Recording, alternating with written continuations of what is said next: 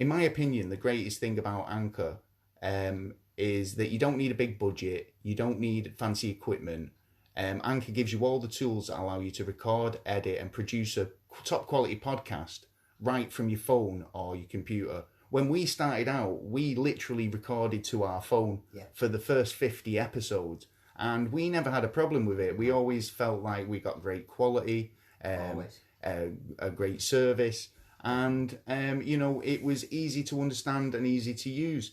It's everything you need to make a podcast in one place, and best of all, using Anchor, it is totally free. Download the Anchor app or go to anchor.fm to get started.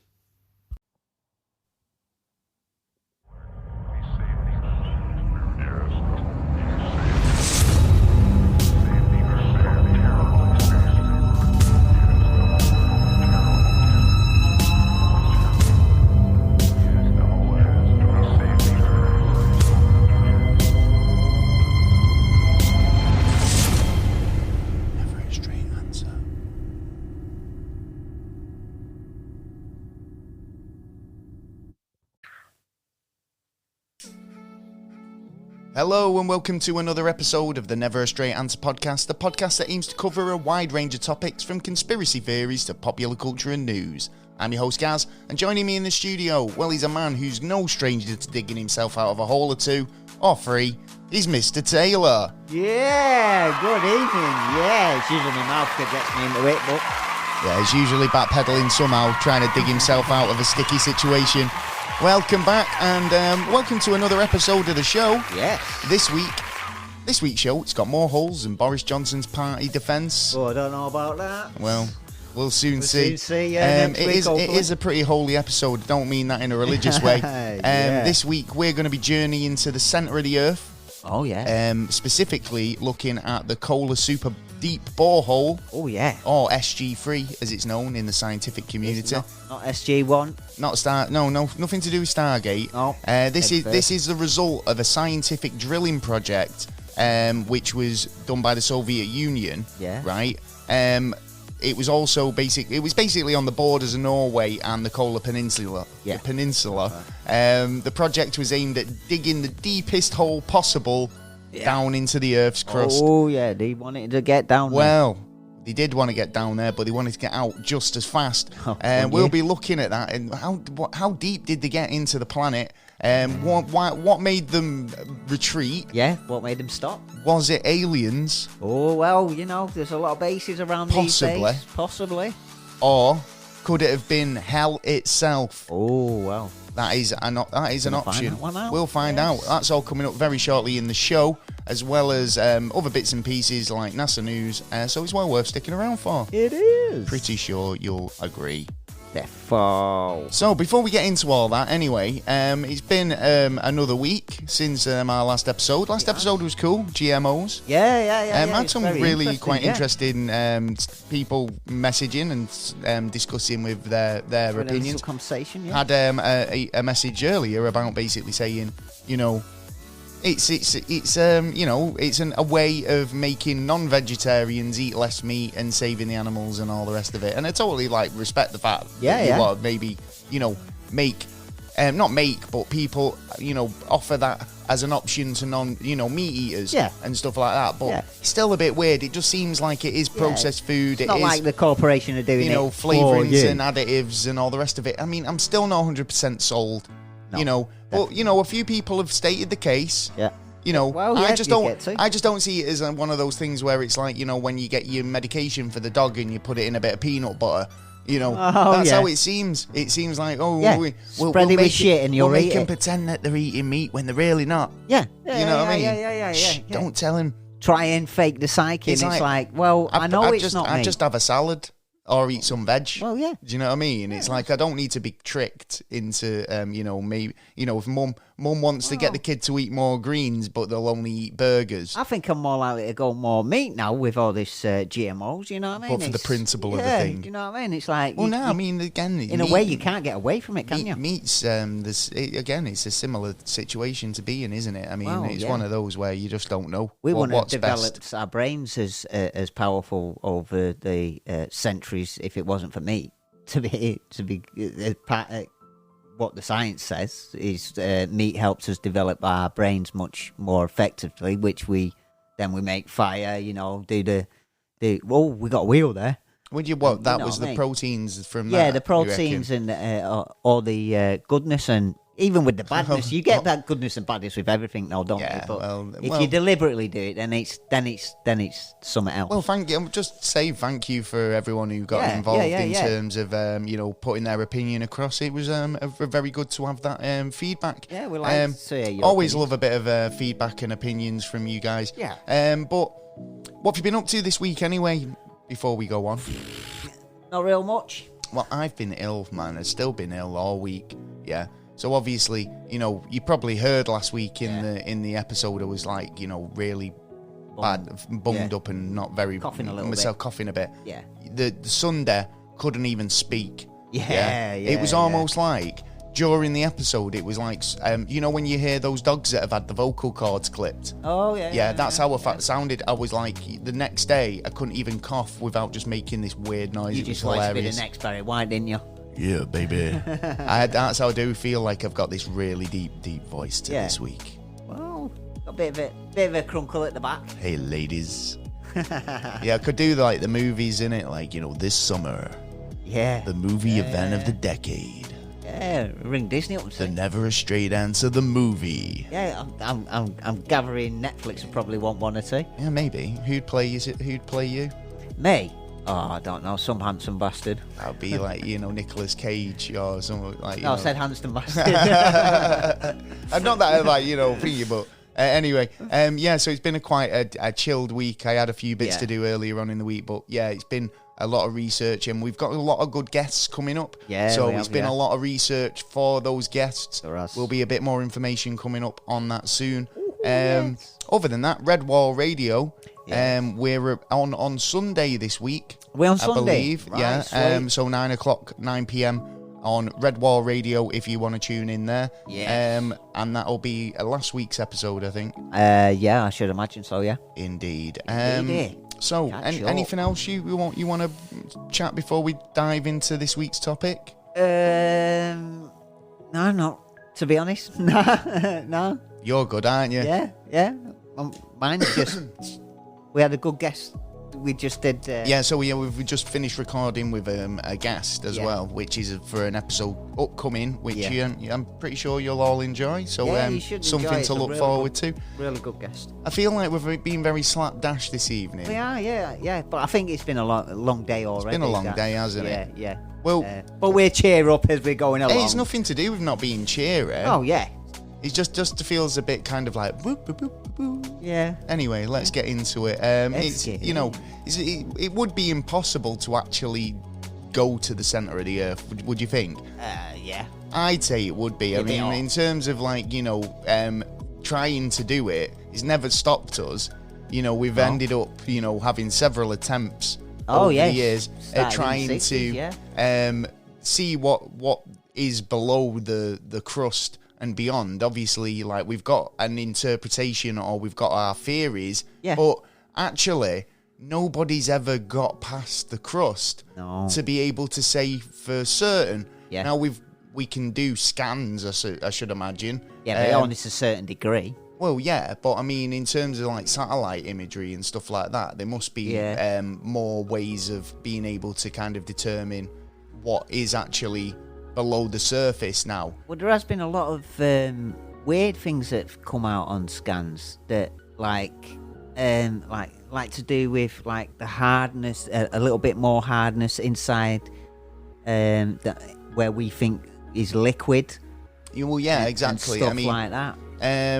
Well, firstly, I mean, if you were going to think about an expedition to the center of the Earth, or drill a hole all the way through the Earth, these you'd need to know what you were up against first, really, Oh, yeah, of course, yeah. Right, so, I mean, in terms of, like, how the Earth is, and any planet might be made up, first you've got to kind of break them areas down. So the first thing I'd look at is the crust, So the crust is probably the thinnest of the layers of the Earth, and probably only 1% of the whole Earth's actual, quite easily, bodily mass. Even if it's that, yeah. Yeah. So you're looking at, say, like 1%. That's where we live. We know more about that part of the Earth than anywhere else. Yeah, right? Well, a bit of it, yeah.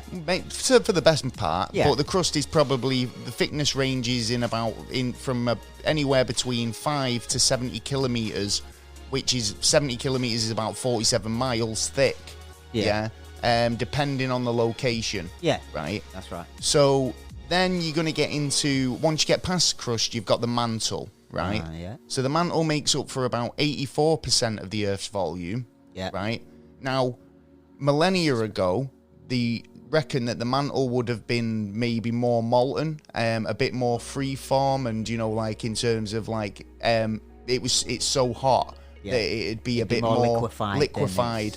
Whereas now, it's more granite based. So in terms of like the harder granite. It's a harder surface. It's a harder rock to work with, which obviously makes it difficult when you start to do attempts like this to drill down to a stupid depth, like center of the earth depth. I mean, you got to think though straight away, thinking center of the earth, that's going to be a bit kind of you won't be able to do it if you think about it. If you really think about it, you won't be able to do it because won't be able to do what? Put a hole even further down, because as soon as you hit the liquid, it's just going to pour out. It's just going to pour out, and then the air, and then it's going to like freeze. So you're just creating, in a kind of way, a volcano. Yeah, basically. Yeah. Well, you'd think, wouldn't you? Because obviously, you pierce a hole into a cavity that's filled with molten liquid. Then it takes the path of least resistance, which would be the hole that you've just created, and especially if there's a pressure build-up, then you've just created a man-made volcano, essentially.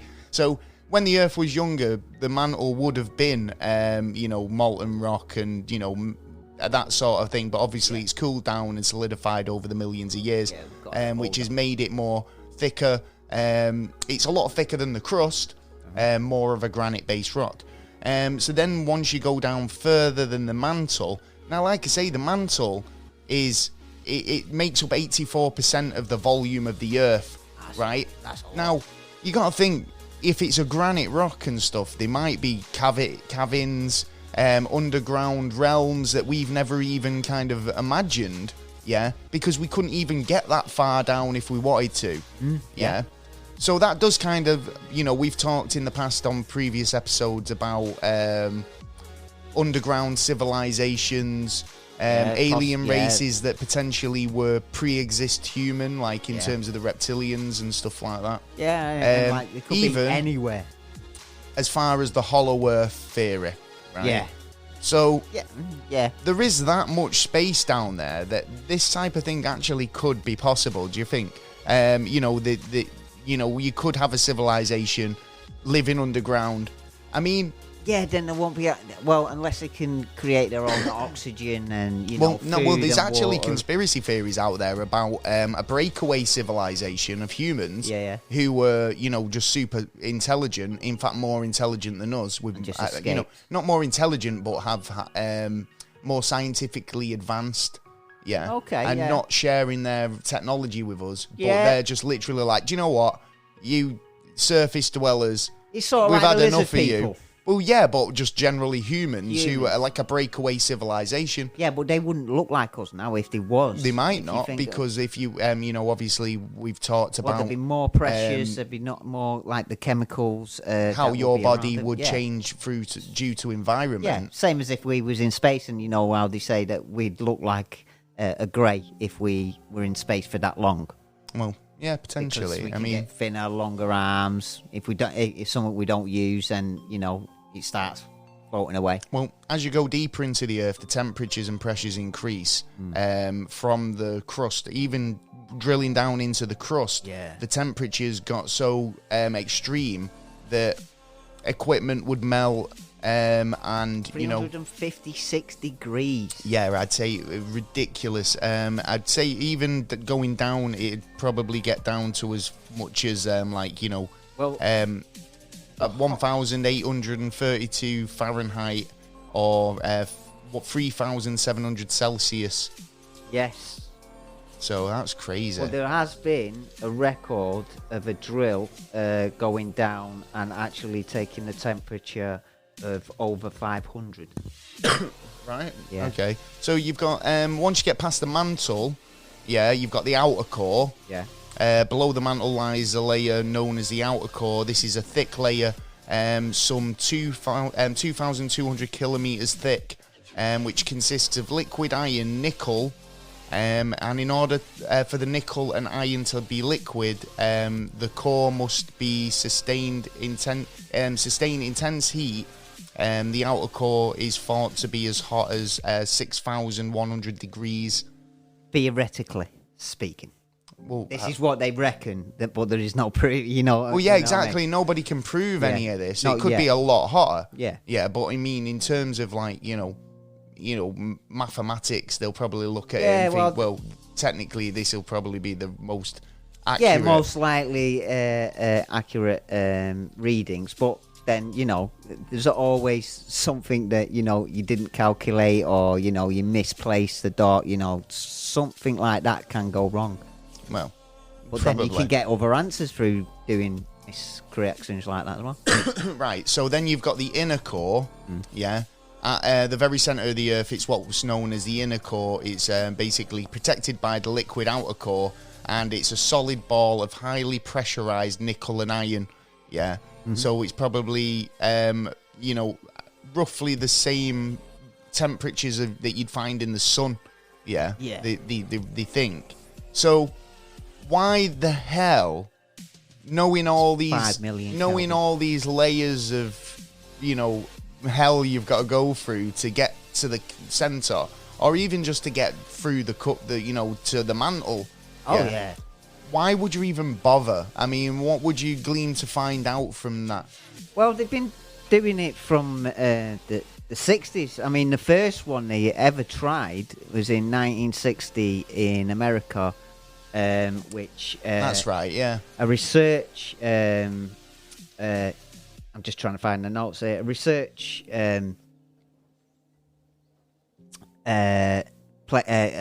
United States Science was looking into it and seeing if they could actually dig down. So what they did was they went into the ocean for 2 miles down and then dug the pipelines down there ready to send 5 of them underneath the bed to try and see, but they had so many issues. Yeah, I know, but I think a lot of it was drilling for resources like oil or looking for oil. I think this was to actually, because they thought if they did 3 miles in the bed, then they'd be able to get to the liquid mantle. So they actually reckoned they could get to it by then. By going out to sea and because you're already getting rid of a lot of area, aren't you? From if you do it in the sea, Yeah, I totally get where you're coming from, because like I said earlier, I mean, depending where you are on the Earth, the crust is a lot thicker or a lot thinner. So they've obviously determined that going 2 miles out at this certain point would save them probably months of drilling. Yeah, basically, yeah. Project Moho, it was called. Moho, yeah. I like it. Yeah, and the drilled basically. They went down 600 feet and then tried to drill through the bed, but like I said, they had so many problems. I can't see where the major issue was, to be honest, but apparently there was so many problems on dealing with it. I guess it'd just be a case of when you're drilling and you hit pockets of natural gases, you hit kind of temperatures that your equipment can't handle. It's the unknown, isn't it? So I mean, you take equipment into these situations, then you can only go off what the success rate of the equipment was, based on other jobs it's done, and you can think, oh, it might work, or based on what it's dealt with in the past, it's got a good chance of standing up to it. But once you've got it in the field, and you don't know. I mean, it could just totally fail on you because it's not used to those pressures, it's not used to those heats. A number of things could go wrong for whatever reason, and it's all about learning whilst you're doing in these situations. I mean, you need the best people in the field to kind of make those judgments, but... Well, the US nearly broke the record. The Well, they did in for a while, didn't they? Oklahoma. Who had the actual record for the biggest man-made hole? The first one, the Oklahoma, Brefa Rogers is what That's he was right. called. Yeah. And it held the record for 5 years. It went 6 miles down, and the only reason it stopped was because it hit a sulfur deposit, so it couldn't go any further. And that's the only reason he didn't actually break it. Right. Okay. But that up to date seems is the second biggest. So why did they stop? Because the sulfur you just couldn't get any further because that was a massive deposit. Actually, yeah. So there's a sulfur deposit. Yeah. They can't go any further. Did they not think that change your location, give it another go? Well, funny actually, no. But there has been, I think it was a Swedish group who tried drilling down. They actually drilled down to where they wanted to, but then something went wrong. It collapsed. So they decided to drill again, a few feet the other way or a few yards the other way, and they never found it again. Well, really? Yeah. It was like they couldn't get any further. It was like, what's going on here? So probably hitting some... He's hitting the lucky spots, I suppose. Totally, it is hitting the lucky spot, isn't it? I mean, I think that, the fact that we drill for so long, but we don't even really make a dent in the surface. Nothing, mate. I mean, we've even had a look at. There was one attempt where a meteorite had struck, and a 30-mile wide area, and thought, right, we'll dig there. We'll try and get through it, and they could only just get to a certain amount, and it was like, we have to give up. It's so hard. It's so hard. Well, when obviously this record was set at 6 miles, 7. Was that 7 miles? Was that the record? Yeah, 7 miles. So who was the original 6 miles? The original 6 miles was the American one, the US. Right, and it was who that broke that? The Swiss, did you say? No, the Swiss tried. They broke one before, and then could only get so far right into the hardcore, but then it collapsed. So then they went and dug another one and couldn't find. Right. Okay. So who's in the running then in terms of like record beating? So you mentioned that second biggest was the Oklahoma one. Right, okay, so still in the States. Yeah. Right, okay. Oh, God, my chest. Anyway, the Kola Superdeep Borehole, which was the Russian attempt, out in the, where was it? It was out in the Siberian area. In Siberia, wasn't it? Yeah, so they've decided, well, on the border of Norway and the Kola Peninsula, the project was to drill a hole as deep as possible into the Earth's crust. And the drilling began on the 24th of May 1970 using the Ultramash E4, which was a drilling rig that they'd been using to try and create this deep man-made hole. They actually carried on drilling there for 9 years. Yeah. Right? They only stopped to allow a year of tourist attractions to let people come and see the hole. I mean, come and see the hole. Yeah. You see, there's something fascinating about a hole, right? If you, seriously, right, social experiment for you, right? Okay. Go to a beach, start digging a hole, right? Yeah.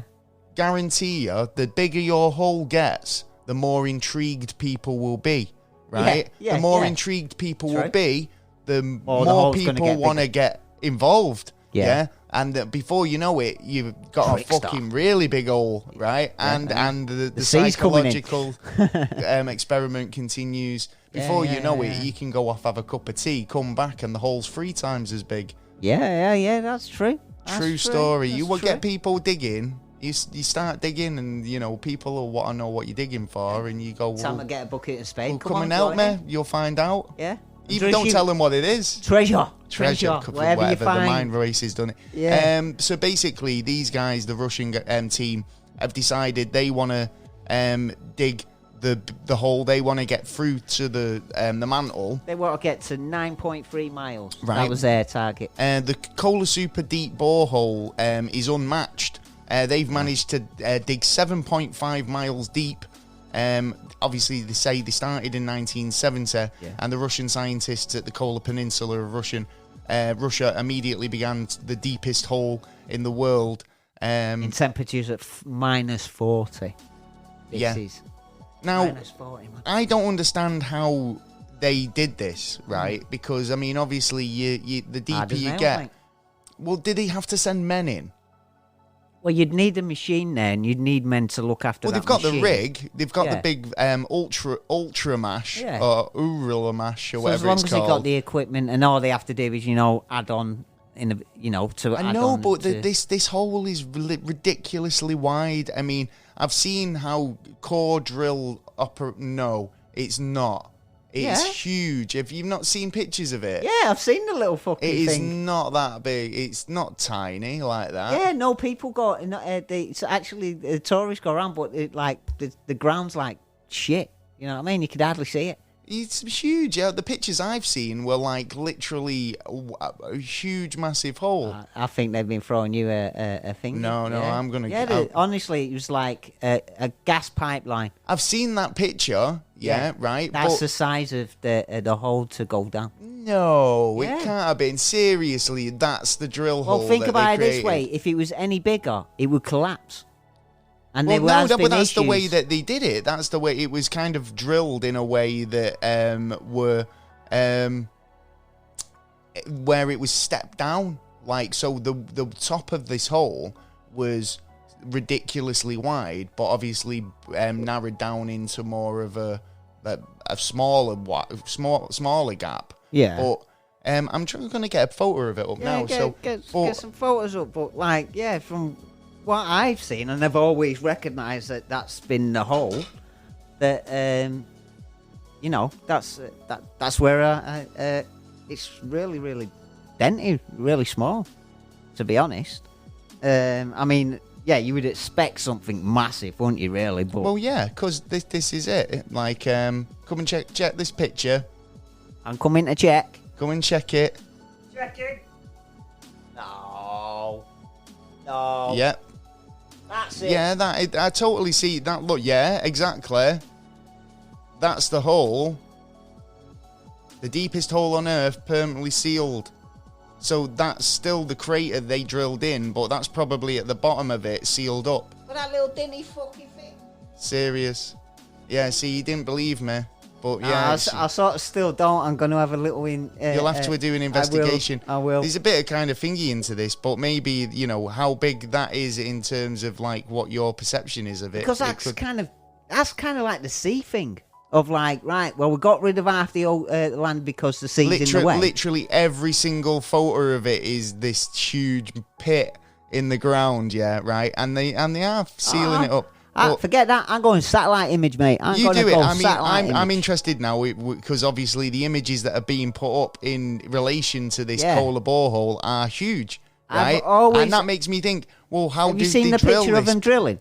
Well, no. I've seen the picture of him actually drilling the hole. Don't argue with me, boy. Are you calling boy? Right. Well, I've seen pictures. I have actually seen a picture of him drilling it. But like I actually look into like a few drilling things, you know, with the drilling operations on Oak Island and stuff like that. So I know how these drilling rigs work, right? But how they manage to get that deep with that type of equipment, it's too small. It's too kind of vulnerable. There's no way you can use that type of low end equipment, to do an operation of this magnitude. And even they might have got lucky. They might have hit the part where it won't collapse. But the smaller the hole, it's likelihood of the collapse. But like I say, I mean, it's not just a case of that. Like they could have used done a drill core sample hole. Well, that's sort of like what it looks like, as well as like this pit. But I mean, they could have dug down to a certain point, like you were saying, like in the going out 2 miles at sea, to get to a lower point before they started drilling. Who knows? So that little plug that you see in some of the photos could be at the bottom of that massive pit. I don't know. Yeah, it Do you know what I could mean? be, but from the way it's interpreted yeah. on the internet is obviously a massive Well, big you gotta pit. be careful of the internet, aren't you? Well, pits to hell, man. Honestly, because obviously there was a lot of kind of speculation about what they were going to find. Yeah. And they did actually find water about 6 miles down, and they were 4.3 miles. Was it about 4 point? There you go. He's always bloody contradicting me. I'm just saying. Do you know this what? is I've got. Did you find that out on the internet? No. Well, where did you find it out then? YouTube. Right. Don't trust what you hear on the internet. I know. Right, yeah, anyway. You gotta trust that.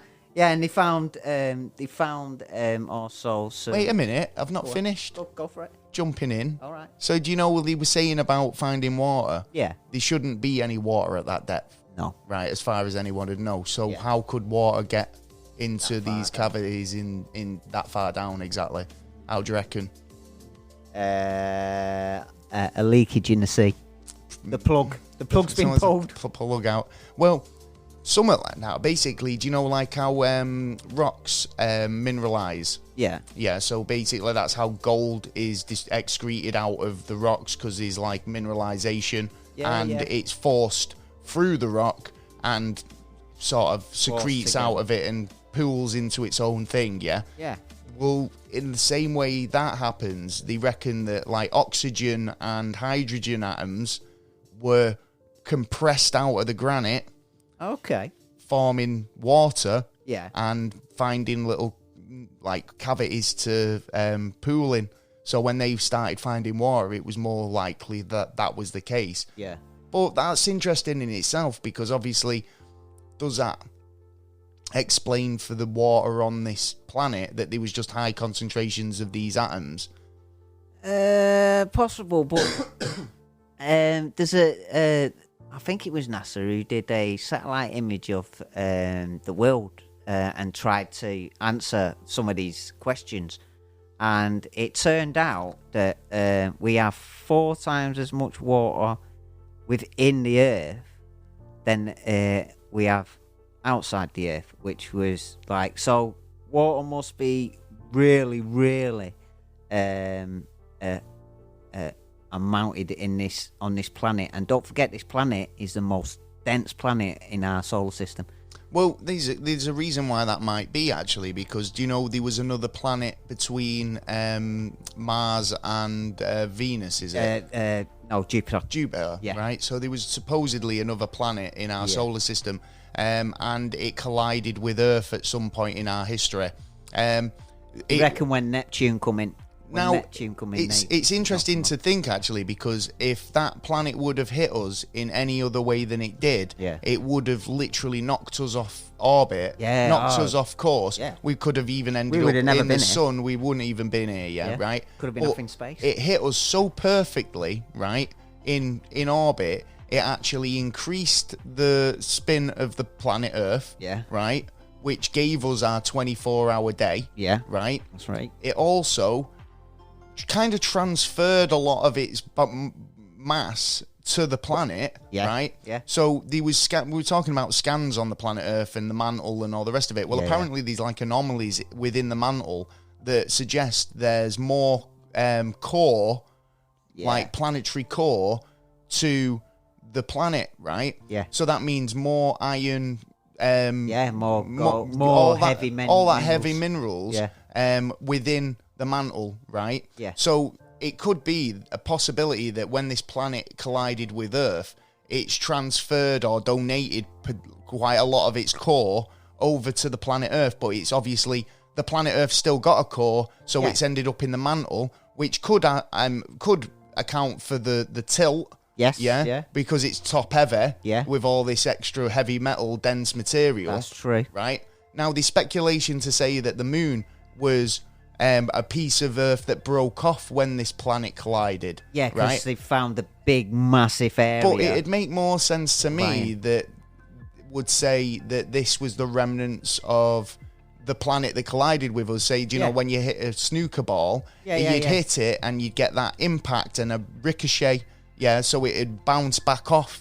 Do you know what I mean? So if this planet's hit Earth, and transferred half of its mass to the planet Earth, they would be kickback, which maybe would be enough yin and yang sign to kind of like, stick in our orbit and eventually become our moon, because it's random that the moon doesn't contain the same sort of rocks as the planet Earth does. Yeah, and chemical analysis as well on the Earth to the moon to Mars. So that's interesting. Yeah, I think. Then obviously the remainder of that planet could be like the Kuiper Belt and all the crap that's between. Well, that's what they reckon. But the thing is that there's a fucking lot out there. So it needs to be more than one planet to actually create all them rocks. It did a lot for us, that impact. In terms of the way our year, our day, our month. Well, it could have been. Yeah, was it planned by aliens or was it planned God by himself? Yeah, maybe. Well, going into the Mantle, like I say again, as they did this drill in the Kola Superdeep Borehole, they got quite deep. They were getting towards the 7-mile range, and the temperatures started to go ridiculously hot. They were up to like 356 Fahrenheit in temperatures at the depths. But it made it impossible to go any further because obviously the tools weren't up to spec. They couldn't, I think they had 9 months on one place, and they literally did, I think it was an inch. An inch? Yeah, they was there for a very long time, nearly a year. And just trying to get past this certain bit. Trying any way of doing it, and they got literally about an inch. Well, it's interesting because, like, obviously, it is the deepest hole ever created by mankind. This is so far. It was a scientific dig. Yeah. And the project of the former Soviet USSR. Which made me think of the Cold War. Well, what were they trying to achieve? Well, no, because there was there's a thing about there's paperwork to state that that Russia told basically the rest of the world that if you do attack us, we have a device that's been planted within the ground that if we detonate it, the whole Earth will be destroyed. Now, could that be a little teaser to go, well, we got the fucking hole. How do you know we ain't dropped out down there, mate? You know what I mean? That kind of. Well, there was loads of stuff up down there, to be honest. They found right. What was it? Unexpectedly, they found helium, hydrogen, nitrogen, and even carbon dioxide from microbes. Microfossils of single-celled organisms. Yeah, well, they were finding fossils of sea life plants from the sea. Yeah. Yeah, at stupid depths. So obviously, where did they come from? Well, that's what makes me think the 4 times as much ocean underneath. That was at 6,700 meters.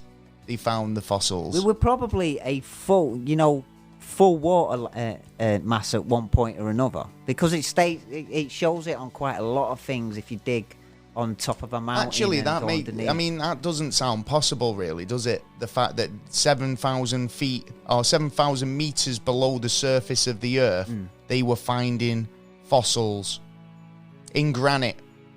Yeah.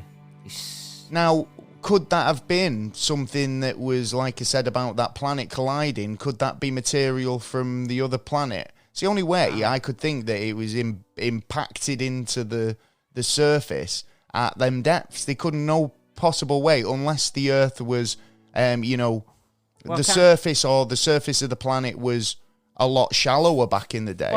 You want about fossils of like sea creatures? Sea creatures, like any fossils. I would say no, because the reason why. No, but at 7,000 meters down, there shouldn't be any life, anytime, anywhere in the history of that suggests to me that if there was a fossil there, then it was put there rather by impact or by man, right? Yeah. There's no way that the planet's surface, the crust, as sediment over how long? Well, that means 4.8 billion years. Yeah, I know, but at the end of the day, I mean, it's like you've got to look at it like when we can track these things through sediment. Yeah, and we can give an accurate reading of how old something is or how old a rock rock, the build-up of rock over time, we should be able to do that with this. If they're drilling and taking core samples, then you should have a sedimentary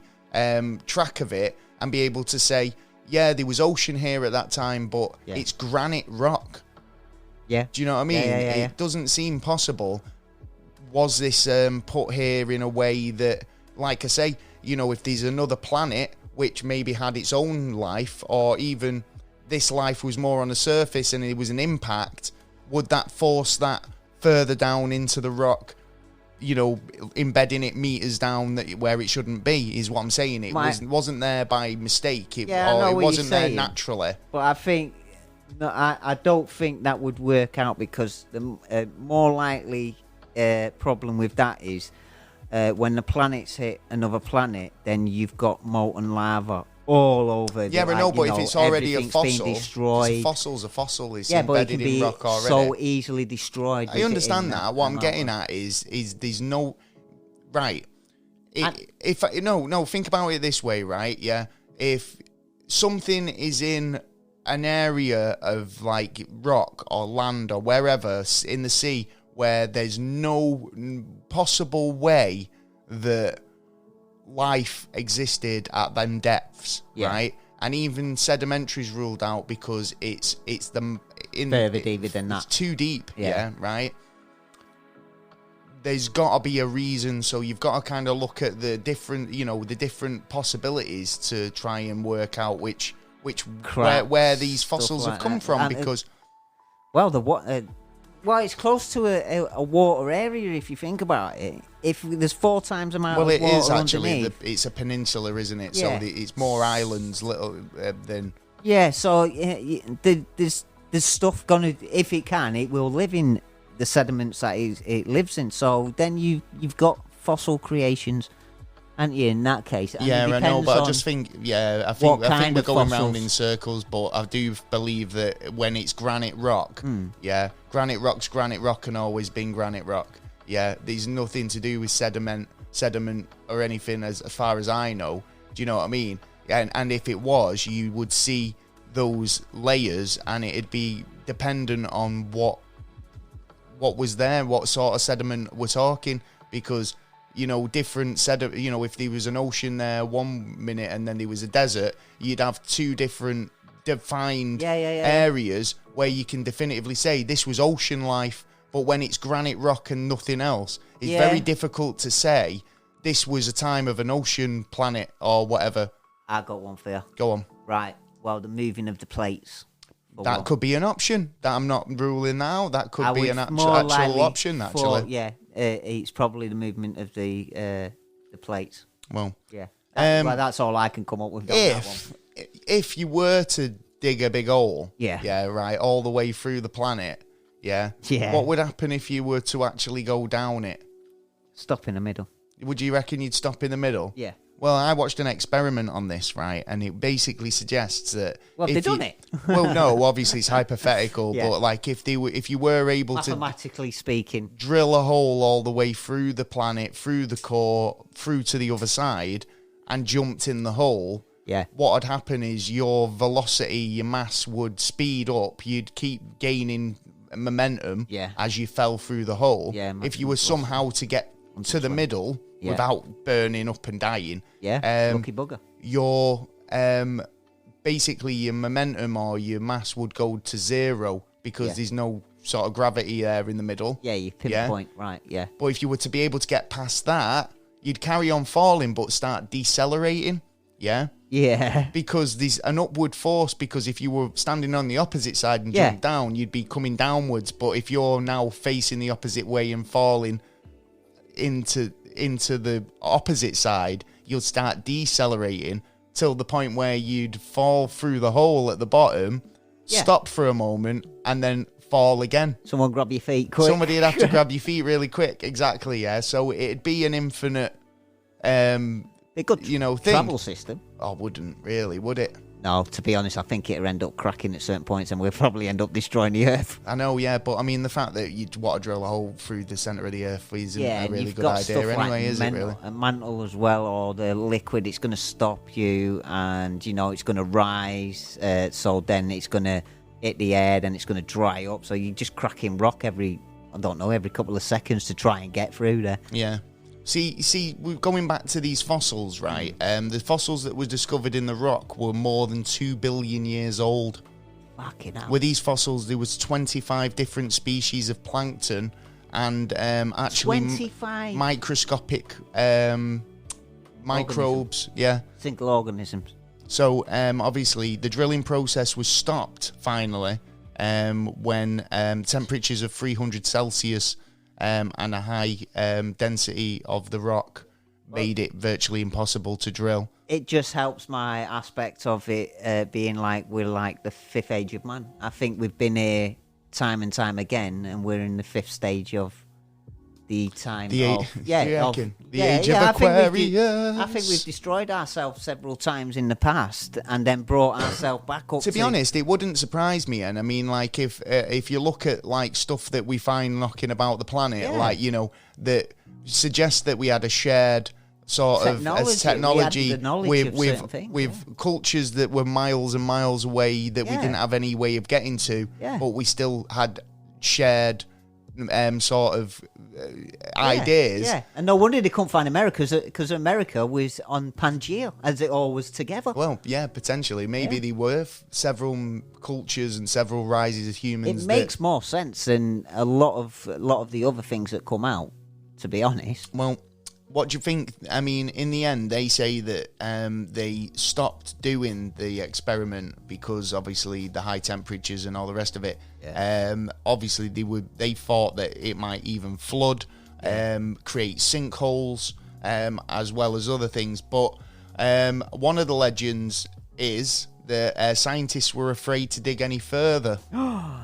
Oh, so why do you reckon that was? The base, the gas, or the... Well, that's a real danger. I mean, you could literally hit gas and that could really ruin your day. Oh, they really hit the mantle and it just went, I'm filling it up, mate. Well, yeah, like you said earlier, like a homemade volcano. Yeah. Well, that was actually kind of right, because they were worried that they were going to drill straight through to hell itself. Hey? Exactly, yeah, right. I thought we were on there already. Now, what they were doing is obviously, because it was a science experiment, they decided, we want to get readings, we want to start lowering equipment. Want as much information as possible. Exactly, down into the hole to see what, we can get from, all the data, right? So one of the experiments was to lower audio equipment down into the hole. Oh, yeah, got it, man. See what they can hear, see if there's anything. Now, a hole in the ground, what would you expect to hear? Probably little, like maybe a bit of ambient noise sort of thing. Yeah. Well, this is what they heard. They managed to capture 17 seconds of audio. Only 17 seconds before the microphone actually melted. Get better equipment next time. It was the 70s. Hey, well, if you're still there, we must have better equipment now that we could shove it down and see what happens next. Exactly. If anyone in Russia wants to do that before they seal it up, we'd love to hear from it. But would you like to hear the 17 seconds? Oh, would I? Okay, we'll give you that. Woohoo! Right, so this is 17 seconds of audio captured right before the microphone melts. You can actually hear the microphone melt at the end, and just see what you make of this.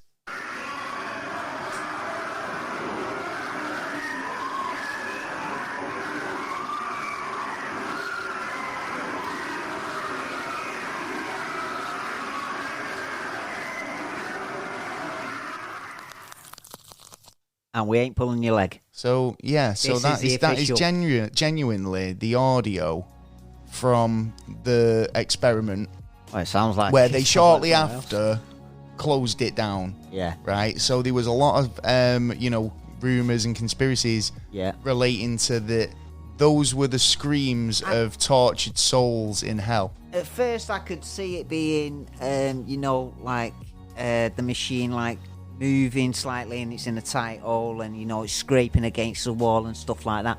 But then there are certain things in there, because I even said to you, didn't I, you're pulling my leg. This must be like, someone else's doctor. Well, think about it this way, right? Yeah, if the hole's got audio equipment in it, there's no drill in it.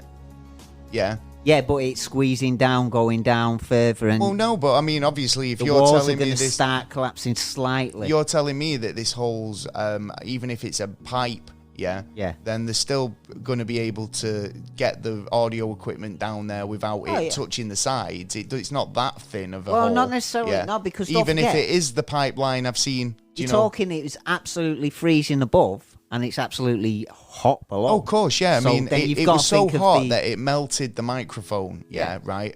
But when you get those types of audio, it was a bit weird. Audio clips back, and you start listening to it, and you're thinking, that doesn't sound like what you'd expect. It sounds like someone's put a track on and gone the whole to sound like, and. I mean, would they get the same results if they did it again, like you say? Yeah, I mean, if they were to go back and do that experiment again to see what modern equipment could come up with. If there's a millionaire out there, I'll go for you. Now, it did sound like screaming, but also it just sounded like a lot of hustle and bustle noise, right? Which could have been the kindle, burning. Well, no, I mean, could that give, credence to underground civilizations? I mean... doesn't necessarily mean... It could have been a party, for all we know. It could have been work, like in terms of... You were saying about machinery. Yeah. Could there be, like, forms of life support generators that they need for survival in these underground subterranean... noises. Maybe, yeah. I mean, what... We've we've talked about, obviously... it's a really interesting topic, but and I think they should go back in a sort of way as long as they're more careful. What would you say? I mean, we've talked about aliens that or other species that have potentially could live subterraneously. What would you think about that? Well, it could have a kind of base. It couldn't. Well, to be honest, we can guess as much as possible, but the best idea is to get LiDAR and radar down there. I mean... LiDAR and all that. Yeah, I mean, at least now you could be able to put... If you could put a microphone down there and record something, you could put some kind of radar system going down that hole to have a little more of a look of the local area of it.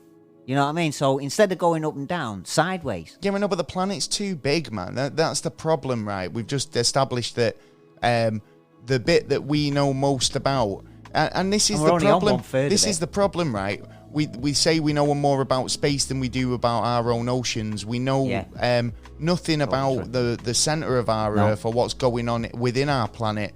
The most we know is about the crust and the surface.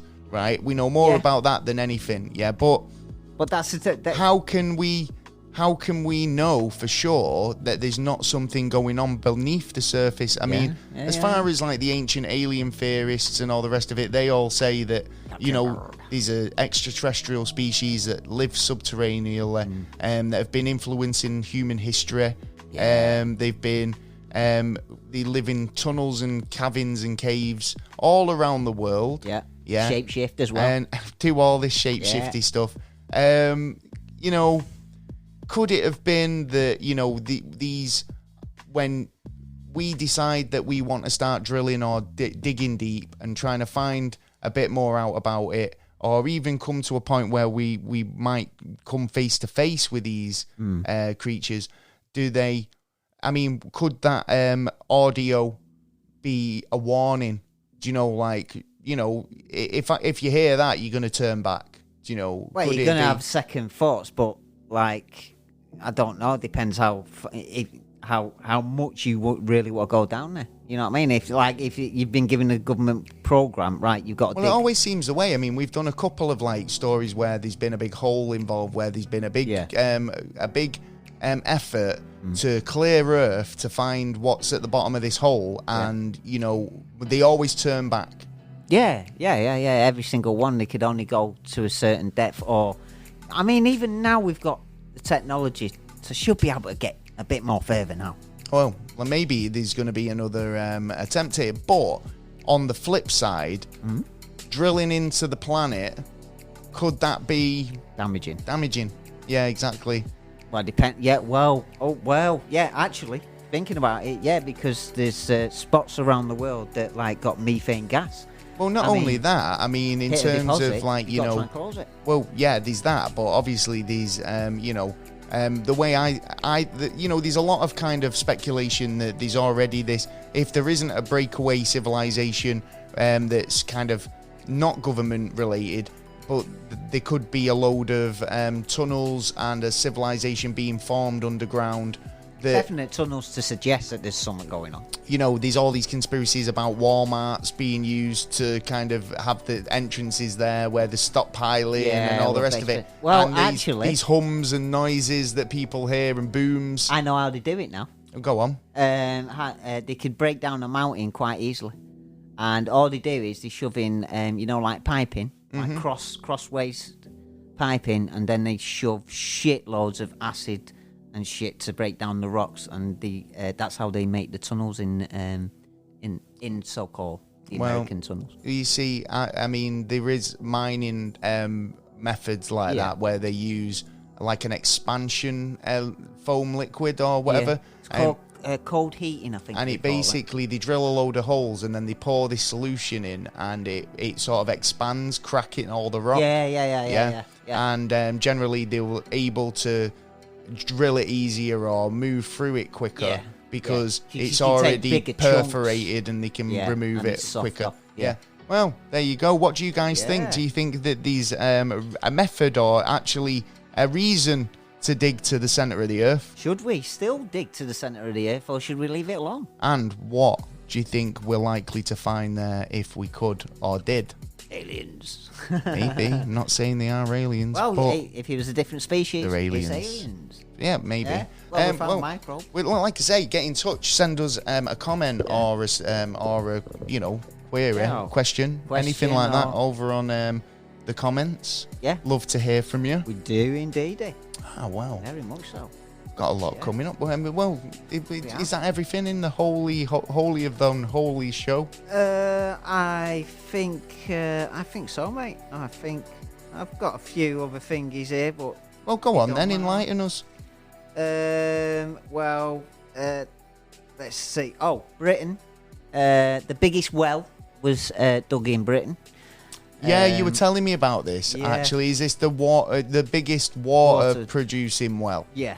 And that's British? Yeah. 1,300 feet. 19th century they built and spades. They did it with spades? Yeah. Bloody hell. And I bet that was a bit harrowing, wasn't it? Knackering work, that. Well, not only that, because like as soon as you break water...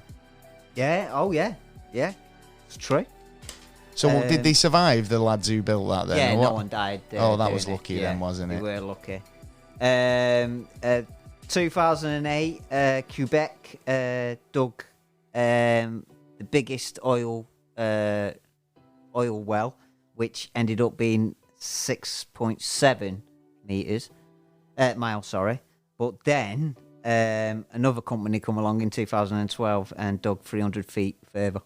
There's always one, isn't there? Yeah. Somebody who's going to beat you. So they still haven't broke the record yet, but they're getting a little bit closer because there's actually, it's called the EVA 4000, which is in the Gulf of Mexico, and that sits in the water 6,000 feet, and then it can go 6 miles down into the ocean and see. There you go. What's going on? You see, I'd be a bit kind of like, I mean, if I was drilling like, with a rig, then you're on the surface still, aren't you? So you kind of just like, popping your drilling. Yeah, but you need that, realistically, you need that rig at the bottom. So that's what I'm saying. You can't, how can you drill that deep without, you need to be like using like a case on or something. Yeah. So, you keep forcing down pipes. On top of each other, because it's the only way you could do it. Because you ain't got a drill bit that long. No one can get one that big. No, not yet. Even one company had problems going down, and it apparently looked like a tree by the time they finished. Why? Because he just kept missing. Bending. He was Oh, right. bending. The heat pipes was kept bending it. See, yeah. that's it. That's the problem. And like I say, when you're drilling down and you're using like drill caissons or whatever, then it's materials that aren't used to those conditions, so they're just going to melt. Supposedly you end up with a load of problems. So, well, like I say, if you found anything we've talked about tonight interesting, get in touch. We'd love to hear from you. Yeah. Well, we've got a lot of news stories coming up. We have indeed. So without further ado, I think we should dive straight in. Let's go for it. It's a news. It is indeed, and it's been a fucking interesting week for news. Yeah, man. We've had what's the word? Blackmailing, all types of crazy stuff going on. But the first story I want to talk about. And it's kind of like that movie from the 80s, do you know, Weekend at Bernie's? Oh, brilliant film. Yeah, brilliant film. And number 2. Or if you want to go to a more kind of like up-to-date version, Weekend at Barney's. What's it? The How I Met Your Mother play by Barney. Yeah. Did you see that episode? I did. Well, he basically has a playbook, doesn't he, for all his chat-up lines. And he comes up with the Weekend at Barney's, which is based on the movie Weekend at Bernie's. Yeah. And if you've not seen Weekend at Bernie's, it's about two guys who have a dead boss, but they promised a good weekend away at the boss's beach house. Yeah. So they basically parade the corpse around. Yeah, and what a parade that is. And it's a great family fun film for the for everyone parading that corpse. Well, two men in Ireland took this one step further. Obviously this was weekend at fucking, I don't know, that weekend at someone's house. And they basically took a guy to the post office to claim his pension. No. Yeah, so two men paraded the corpse into an Irish post office. Dirty bastard. Did they get the money? Well, they mustn't have, because obviously... Got caught because he walked in with, both feet sellotaped to him. Well, yeah, but the two men carried the dead body into the Irish post office in an apparent attempt to claim his pension. But obviously the deceased pensioner was described in the report as being propped up by the two men who walked in on Friday morning.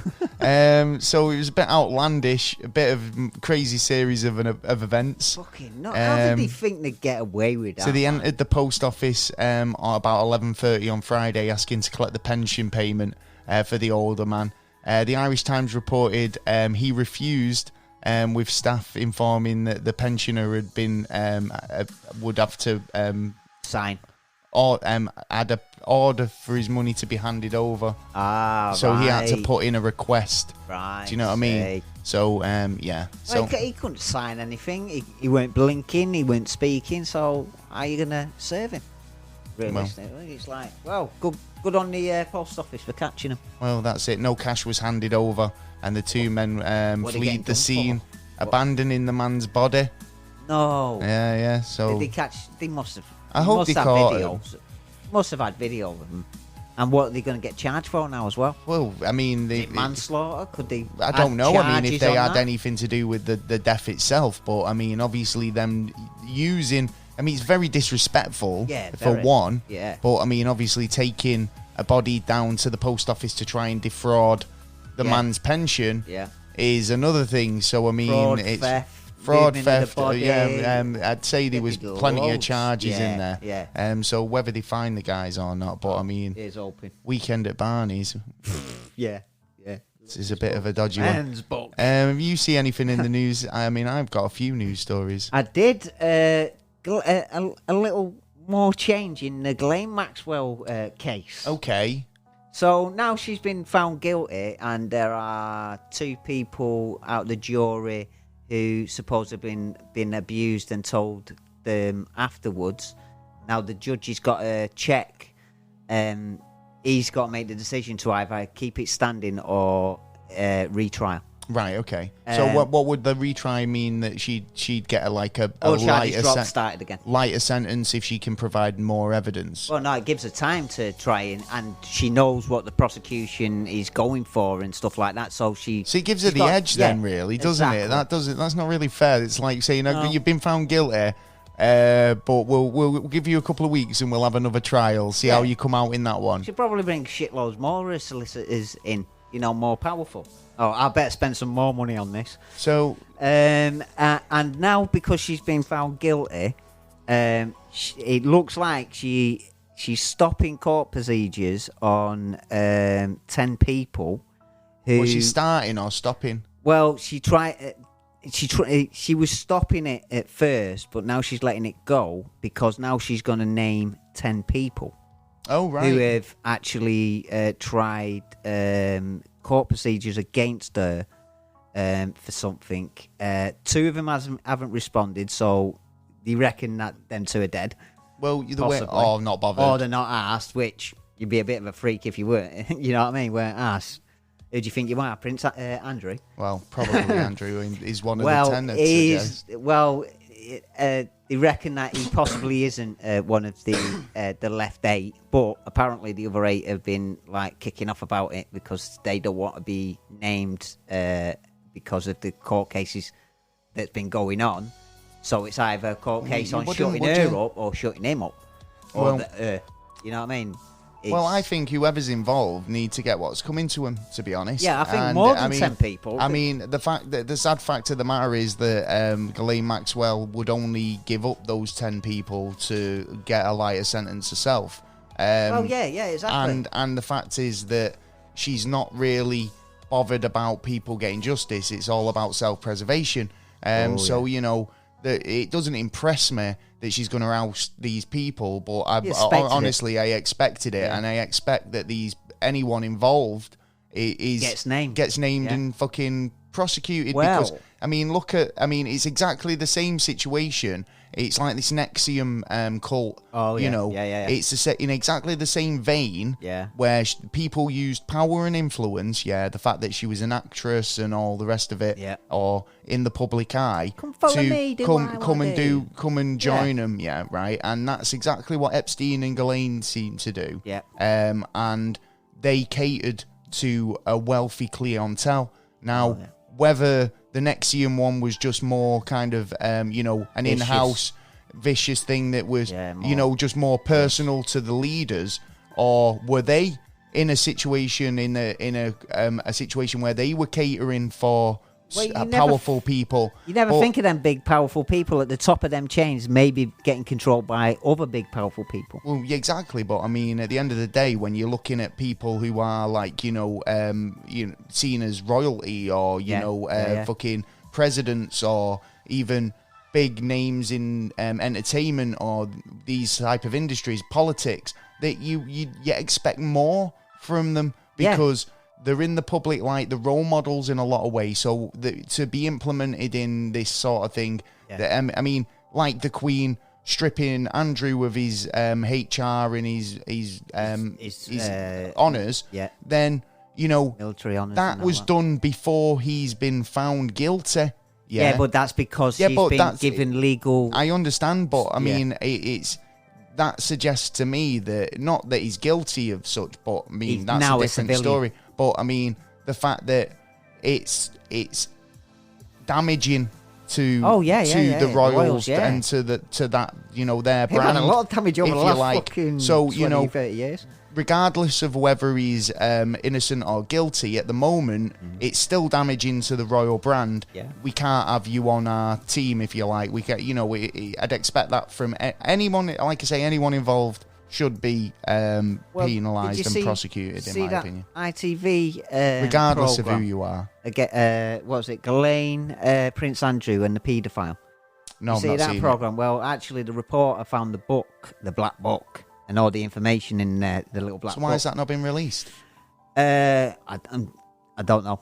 To be honest, it should have been released according to the judge in America. Well, I mean, if a reporter's found it, then we would have expected that to be, front page news at some point. A lot of them like going in dark nets and stuff like that. but they actually found Prince Andrew's mobile number, and she rang it there and then. Really? Yeah, and it was Prince Andrew answering machine. Prince Andrew's going, I'm not here at the minute. I'm busy. I could. I'm just trying to clear my name at the minute. Yeah, so she goes, I'm a reporter, blah, blah, this, that, and the other. Can you give me a ring back or like an interview with you? Well, considering, like, he was known to be this sort of, like, he's painted to be this sort of, like, ladies' man. I was trying to think of his name, yeah. He obviously had, like, his thing with, his wife's Fergie. That's what his nickname was in the military, Randy Andy. Randy Andy. But you see, obviously, Fergie is he still married to Fergie? No. No, well, obviously, he was when he was married to Fergie. Got pictures, though. Now, here's a bit of sad news, right? And I did post this on Instagram and Twitter and stuff, but Meatloaf passed away this week. Yeah, shame, man. Well, R.I.P., rest in peace, man. Meatloaf was absolute legend. Yeah. Absolute great... You blame the vegetarians, yeah. All the meat. He was an absolute legend in the field, man. He was in amazing films. He was in amazing... He's looking more healthier 150 million units sold. Yeah. Yeah. But you were talking about Prince Andrew, and I found this story that basically Prince Andrew once tried to push Meatloaf into a moat. Fucking hell. Yeah, right. After he caught Sarah Ferguson making googly eyes at him. So Fergie was after a bit of meatloaf. She likes a little bit of meat, I've heard. Yeah, well, she's not getting any at home, is she? Not now. Well, she wasn't. Well, yeah, I just thought that was quite obviously I hope Meatloaf fucking threw Andrew in. Yeah, well, I don't think Andrew'd throw Meatloaf. He's more likely to turn around and get security. Throw him over. Throw Meatloaf in the moat. Yeah, I can't see it. He's probably had gone over and had a little. What was your favourite Meatloaf moment? Probably at his top end when he brought out the video of. I would do anything for love.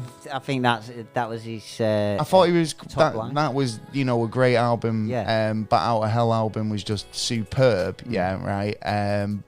But for me, his acting is so great. Yeah. 51st State, loved him in 51st State. Fight Club. Yeah. He's been in so many films. He has. But Bob in Fight Club's just like, a great role, and he plays it so well. But he obviously plays JB's dad in Pick of Destiny.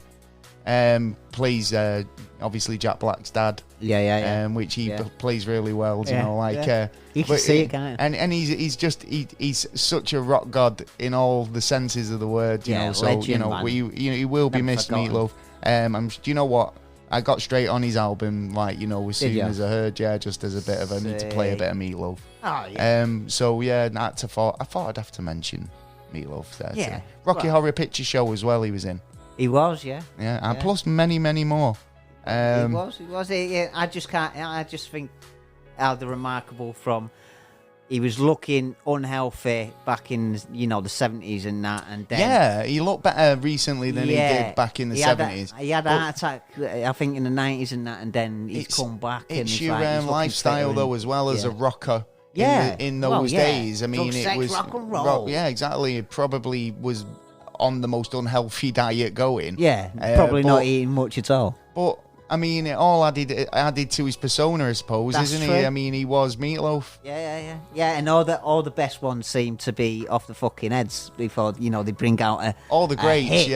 yeah. And it's like, you are this, and then, go clean, and then it's like, you just holding with that fame now, Go what clean. I mean? Yeah. Go clean, I thought you meant like go and clean up, like, go, do a bit of housework. No, clean yourself up, sort yourself out, and then, like, you're a legend now, you know what I mean? You don't really have to do anything. Mate, now. The guy was a legend. I mean, like I say, 150 million units sold, and I mean, that's not even like recently. I mean, he still sells. But I mean, I can expect that his albums will sell a bit more at the moment, because that generally happens, doesn't it? London, I think they're doing a show, and like loads of people turned up just because they heard, and it was like, right, well, you know what? I'm going to see their show. Right. See his show, yeah. No way. So I don't think he was doing any more touring, because it's his rest time. Well, it was his rest time. Well, he was 70 plus, wasn't yeah, but he? some of them do. You look at Ozzy Osbourne, fucking hell. Well, I mean, I say he was 70 plus. I mean, look at Still had it in him. Mick Jagger's still having kids, exactly, isn't he? I mean, at his age, do you know what I mean? It's like you've got loads of them doing it, and even comebacks. You know what I mean? You've got all that kind of stuff. But yeah, it's gonna be a shame. But God bless him. Yeah, well, he will be missed. Have you seen anything else in the news that you'd like to talk about? Yeah, Fraggle Rock's back. Never. Hang on. Yay! Not the movie, but the series. Down in Fraggle Rock. Yeah. Yeah, I love Fraggle Rock. Bye. Do you know what? I knew you were going to go resort to those schoolyard. They were the best ones. Versions of the Fraggle Rock theme. I mean, I actually preferred Fraggle Rock to the other Henson stuff at the time. Yeah. Yeah, Fraggle Rock was now? like His brilliant. daughter's producing it now. What were they called? The little workers.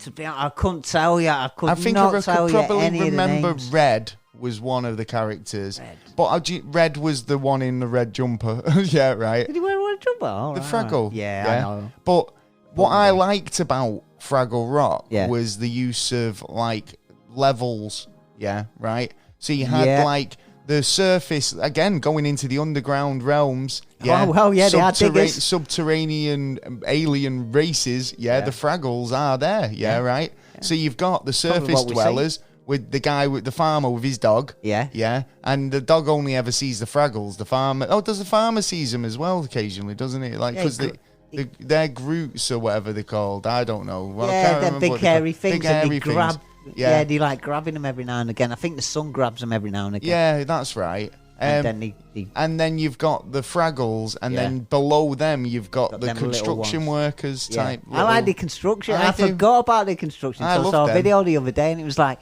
you know what? That's back in that time. It was like that's mint actually. That's but this is the thing though. It was like one of those shows that I couldn't. Fit it all the family. Yeah, but it didn't really have like an overall story arc. It was one of those things where it's just Fraggles. What am I doing today? Right, I've just gone down there. I couldn't. Did this and got caught. Even though I loved it and watched it, I couldn't possibly tell you what. I couldn't tell what you happened name. in any of them. Yeah.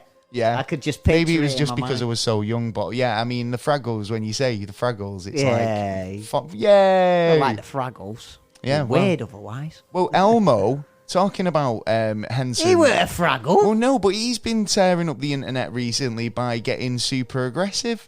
What? Elmo, you would not believe it. Yeah, and the last time we did a Muppet he story, did start swearing. Yeah, I was going to say we did cause some fuss. Well, yeah. But we lost the star. Elmo has been in a conflict with a pet rock. His friend's pet rock, right? And it all started on an episode where Elmo was basically talking to his friend, and she had 2 cookies. And Elmo said, "Can I have one of your cookies?" And she said, "No, because one of them's from a pet rock." And he starts kicking off, going, "It's a pet rock. It hasn't even got a mouth." But it started this vendetta against his pet rock, and he actually got stupidly irate about it and caused people to kind of it's gone viral. It's gone viral on the internet. So I was like, why is Elmo trending? So I had to have a look into it, and basically he's going. He's gone off his nut about this pet rock that doesn't exist. It's not real. Yeah. So why is everybody why is everybody pandering to the rock? Yeah, give the cookie to Elmo. Yeah, exactly. Actually, Elmo should grab it. Put it on the pet rock. No, because Elmo is still polite and a nice guy. But no, at the moment he's so not. Frustrated. Well, no, he's losing his rag because he can't see the logic. I'd like to see that. And even though he's polite, he still won't take it because he's been told it's for someone else. So, fuck that. Take it. It'd be wrong by the time he eats it. Then when he gets allowed, I'll send you a video. You'll see for yourself anyway. Yeah. I found this story about a robot vacuum cleaner, Rise of the Machines, mate. Yeah. So do you know these Roombas things? Oh yeah. Roombas. This was a robot vacuum cleaner that escaped a Cambridge travel lodge and went on a rampage. Fucking hell. Yeah, killed 3 people. No, I'm only joking. I was going to say, fuck off. I'm only messing.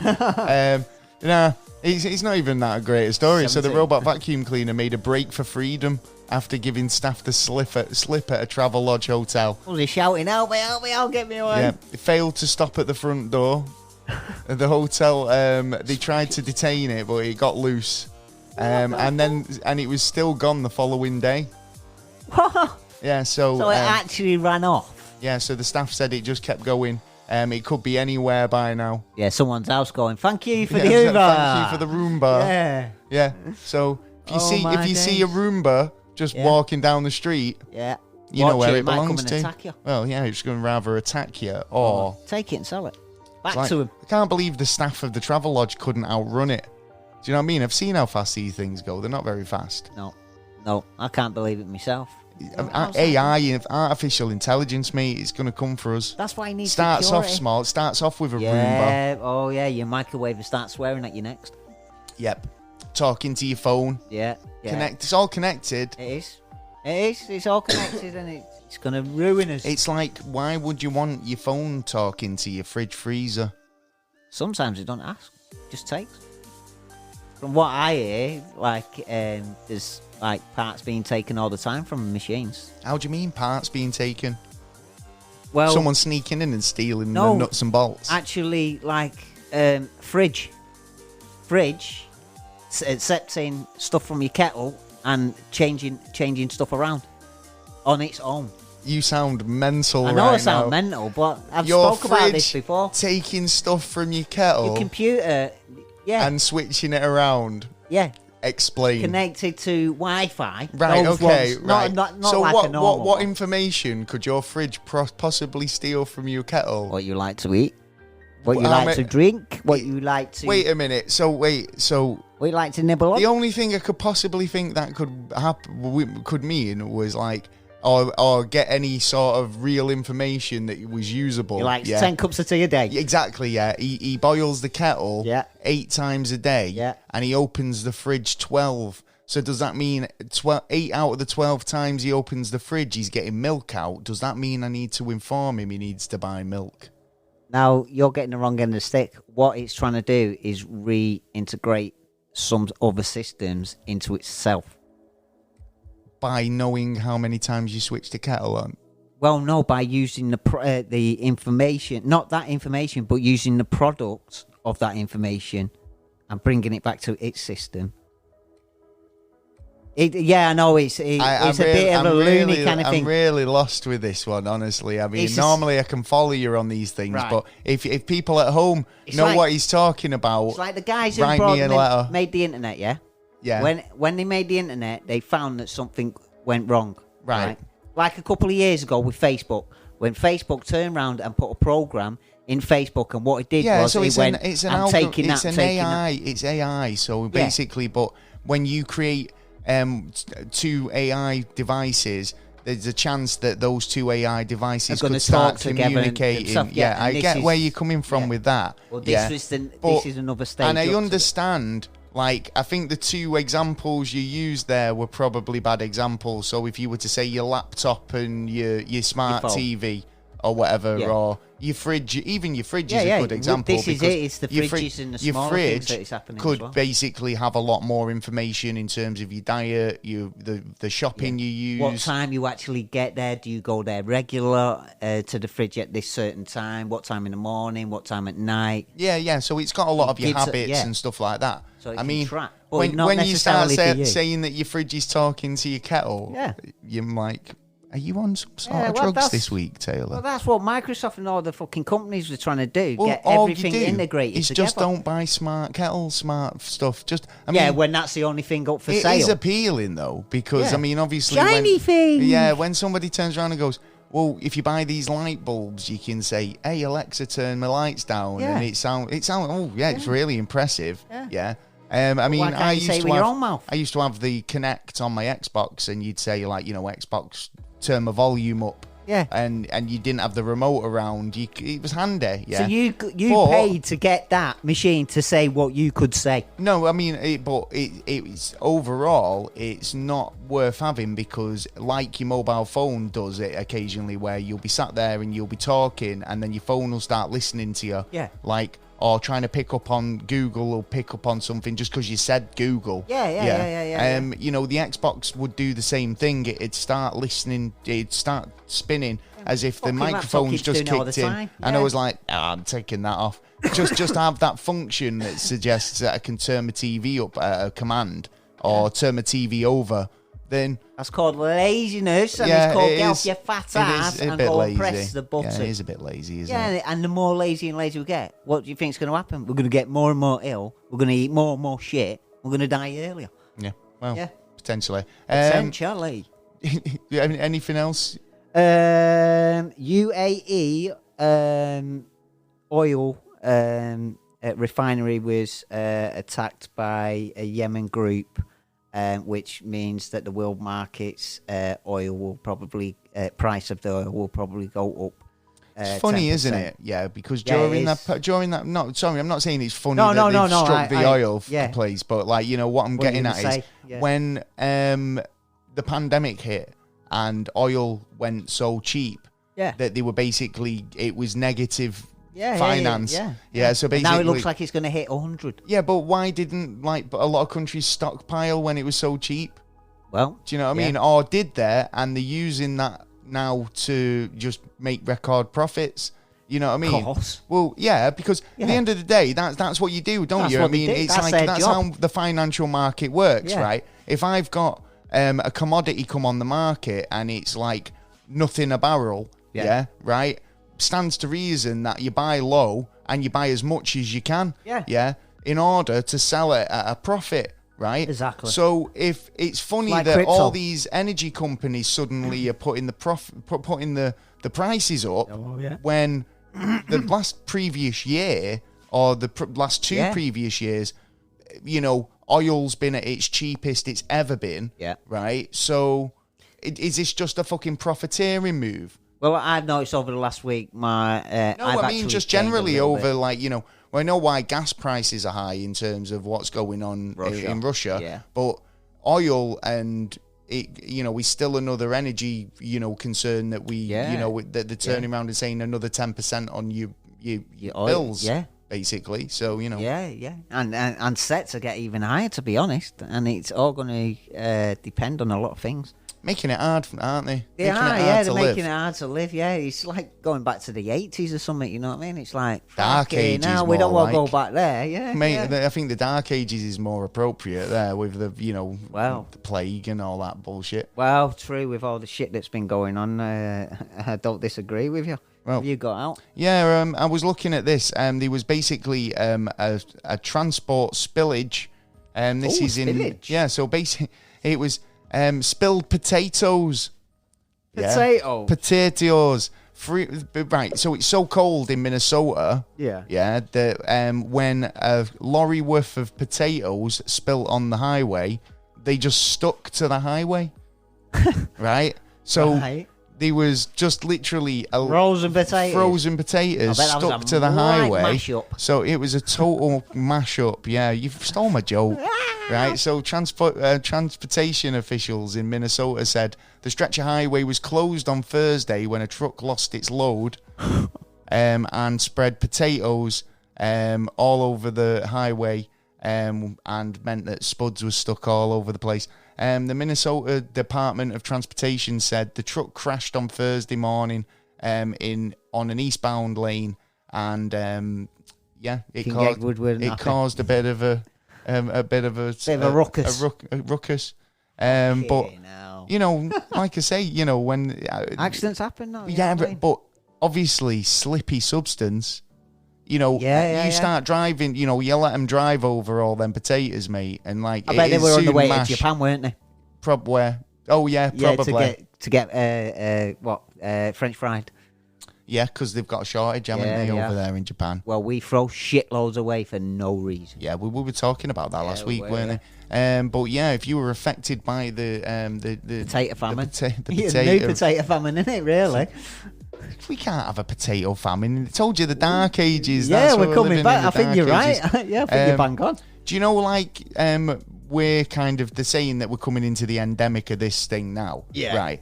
China and Australia and certain other countries are pretty kind of still in the the martial law stage of the pandemic. China, they've got this zero tolerance to COVID regime, which means that they've had 3 cases of Omicron or something at this point, right? But as a result, they'll literally bus all of their anyone who kind of lives in a tower block or a block with a positive case is getting shipped to a camp. Yeah, like the whole block. Yeah, right. Hell. In terms of like shutting down cities, if they get a case in a city, like say they had 3 cases in this city and they close down a city which has got like 1.5 million people. Have they got any cities left? They're not bothered. They just seem to go, right, no, you close down. Yeah. What about the work rate or the economy and stuff? Yeah, it's crazy, isn't it? And obviously they've got the Beijing Olympics, Winter Olympics coming up in a couple of weeks. A lot of people not going, actually. Well, what they've said is that basically they operate within a bubble, and anybody related or associated with the Olympics has to stay within the bubble and not allowed to move out of it. Right? So they want to contain anything, but the problem is this Omicron's so kind of transmissible that they might not have a choice just to let it in, and let people get to this, zero tolerance or like, sort of herd immunity, right? Like we've kind of seemed to have got to in this instance, but the fact that they've got a zero tolerance against it and that they're trying to keep every case out, does that mean that they're gonna, get hit hard when it does finally come in? Probably, more than likely, if anything. And they only need a few people because they're so cramped there. And they've also been disappointments about their filming of the area where they're actually going to be doing the Olympics. Well, actually, down the road is where they kept the refugee camps. Right, okay. Kept them camps. Well, the camps are pretty kind literally of awful down the over road, there, aren't they? And it's like... one good bit of information that I did find about the Chinese lockdowns was there was a couple that were trapped for a month together. It was only the second date, but due to a sudden COVID lockdown, they're now engaged. Lucky bugger. So that's quite nice, isn't it? Yeah. I mean, it's a nice kind of... at least some niceness comes some out. positivity came out of it. But, I mean, it was like they've been trapped together for a month and all of a sudden it's like... ripping her hair out soon. And they go, I'm sick of you. Yeah, maybe, but now is it kind of like that? Now it's escapism. No, it's almost like that. What's that thing that happens when you under captive and you start? Oh yeah, I knew you were going to say you start this. kind of like relating to your captor. Yeah. Twice I've wanted to know. Remember this fucking name? I know what you mean now. I'll leave you with that. While I talk about this next story.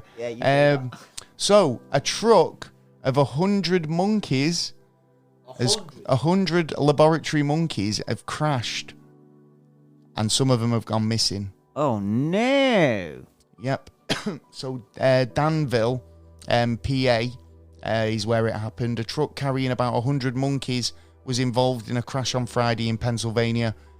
Police and authorities searching for the last 3 of them. Basically, 3 of the monkeys that appeared to have escaped. The truck was carrying animals, and basically they were from a lab. So obviously you don't want to be going near them if anybody sees any monkeys over in Pennsylvania. Well, yeah, definitely. Well, it depends on what stage they were at. Were they like from the zoo to... or from wherever they were captured, put into the cage, and then they were on the way to the labs. I mean, because I would have thought there'd be more security and more awareness if it was actually from a lab to another lab, and the subject had already been infected or had some added to him or whatever they I mean, like, unless it's just been in like, L'Oreal and it's just been getting like, pampered. I've got with my hair washed tonight. Then that's a laboratory, test that. Nah, they're on the piano, aren't they? And they're fucking drinking PG tips that's or something. Right? But obviously, when animals are escaping from these sort of things, it does raise questions, especially with what's going on. Definitely. You do need to be careful, and obviously, if you do see any monkeys running around in Pennsylvania, call the authorities. Don't try and be a hero. Do, on a serious note, have to look out for this possible new viral of monkeypox from Russia.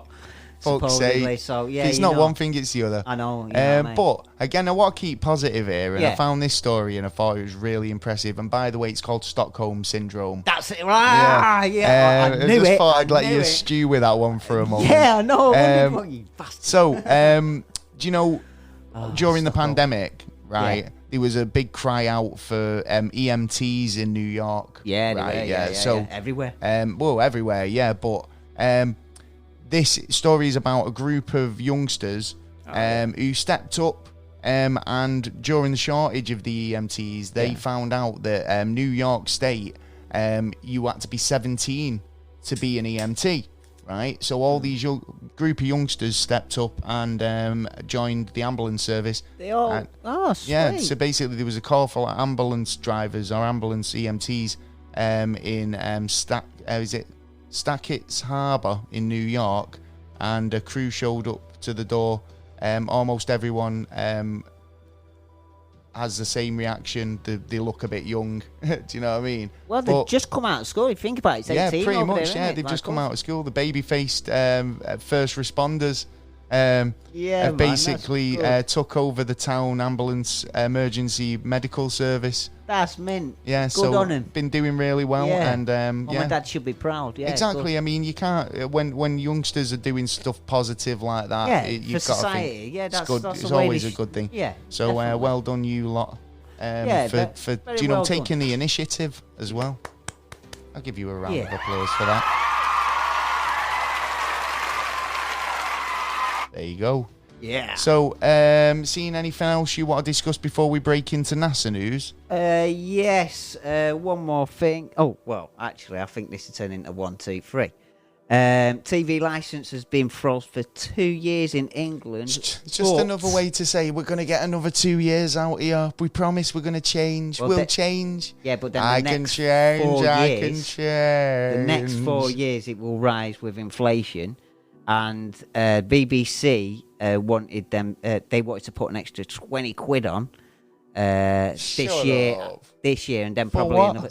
Well, exactly, because they must be earning money. And so now the BBC have turned around and gone, well, if you don't, well, you're going to have like interruptions in your programme. And hold on, you've been fucking playing repeats for God knows how long. I've got to admit, they did make that 80 days around the world was pretty good. What they did recently, but it's not worth 159 quid. No, not from everybody. Yeah. You know what I mean? It's like only from England. Well, the thing is, it's like again, I think the attitude is, or it's generally thought that it's an outdated system. Yeah, and but the argument is go into the digital age. Well, is it free? Well, it's not free to everyone else. It isn't to us, but it is to everyone else. Well, no. So then you start charging them. Then I'm not being funny, but you're naive to think that the BBC don't sell their programming abroad. Yeah. Yeah. So they do, yeah. in terms of the same way that we buy programming, and it's called syndication. Yeah. Yeah. And they'll go, right, there's so many shows here on the list. Yeah. For a set fee, you can have the rights to 10 shows to play on your network. I saw it for the biggest one on their network, which was Top Gear, when they were selling it around the world, dirt cheap. But Why are you selling it dirt cheap? Top Gear's a what's it in itself as well, a car advertisement. Yeah. So maybe that's why they have to sell it dirt cheap, because it's paid for mainly by revenue from car companies. Well, it could be, but and there's something in the small print that says that they're not allowed to sell that on for anything more than such amount. This is probably what the issue is. There's probably red tape in the way, but at the end of the day, it needs sorting out, like a lot of other things going on in the government, especially with these parties and these blackmail going on, which the police have said that if it comes across that, they've got evidence to say that there's been blackmail. Has Sue delivered her thing yet? And the reason why, it was supposed to be like this Thursday or next Thursday, but it might be a little longer, and the reason why is because the queue's gotten a bit longer. She keeps getting more information, doesn't she? I mean, which is good. Yeah, I mean, it's all more fucking nails in the coffin, isn't it? The Prime Minister gets it a couple of hours before it actually comes out. Oh, so does he really? Gets to turn around and go, right, what excuse can I put there? Well, yeah, exactly. He shouldn't be able to get it. It should be available when it's available. Yeah, but then he won't come out to the public if you're not until aware like 2 of days later. the blackmailing scandal that seems to be going around. So basically, this relates to MPs who wish to vote no confidence. Yeah. And write the letter. Yeah. Are being told by Boris supporters if they do write the letter. Yeah. By the who? The whip. The whip is the guy who turns around and goes, right, you've got to vote for that.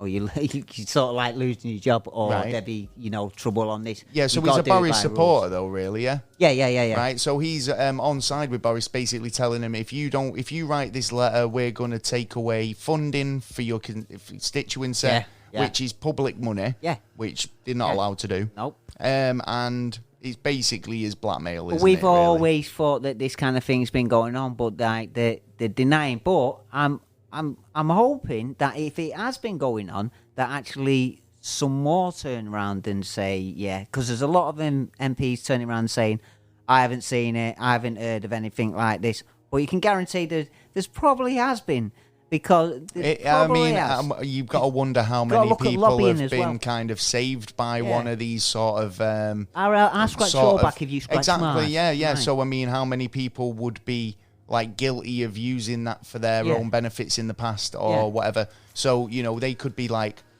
nah, because if I start getting involved with that shit about myself will come out, I'm not really interested, so I'll just say I don't know anything. Well, that's why I think it should be more public, more of their meetings that don't have any national security elements to it, or any damaging effects by saying whatever they want to say in the meeting. But there should be more clarity on the meetings, and instead of someone sitting there and typing away on what they're saying, but they should, now you've got the technology to video it.